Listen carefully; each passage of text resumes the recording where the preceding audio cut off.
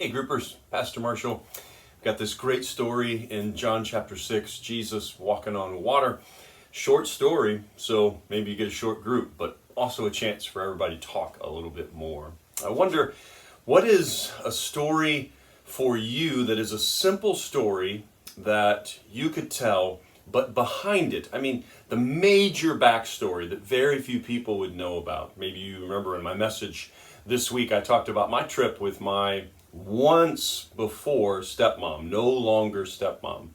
And so many stories that I tell from this trip, but the backstory is huge. I wonder, is there some stories in your life that are simple stories, but they just have major backstory? Of course, that's what's going on in this story as Jesus walks on water. It's a simple story. Amazing, but it's a simple story.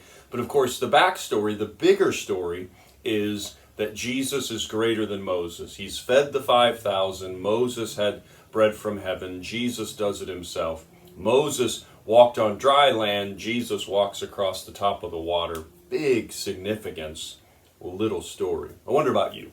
Well, Matthew and Mark both tell this story, and they add some more details. So I think it'd be great. It's not that much reading. Turn to Matthew, read chapter 14, verses 22 through 33. And then turn to Mark, chapter 6, verses 45 through 52. And read Matthew and Mark's accounts, their versions of this story. And then answer this question. What additional details does Matthew add to the story? Then, what additional details does Mark provide? And then, when you look at all three stories, is there anything that contradicts? Is there any stories that contradict each other? And what is the benefit of having these different angles, these different approaches? Why do you think that God used 4 different gospel writers to give us these different views of the story of Jesus? What's the benefit of that? Well, using all 3 accounts, what are the 4 miracles that Jesus performs in this little story? 1, 2, 3, 4. What are the 4 miracles? And then, do you remember why the disciples are out in this boat all alone in the first place? Where's Jesus? Why is Jesus up on a hillside? Do you remember the significance to why the disciples are in this boat by themselves? And then, what do these stories teach us about the maturity level of the disciples at this point in the Gospels? Where are they, or how mature are they, or the lack thereof, in their understanding of Jesus at this point in the Gospels? We're about halfway. How are they doing? How are they growing? What are they missing?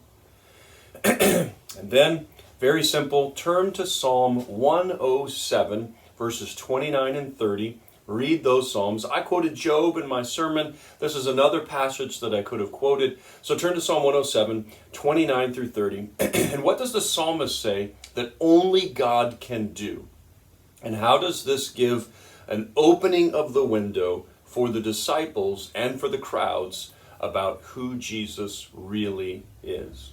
Well, simple story, could be a short group. Remember our application from this last week's message?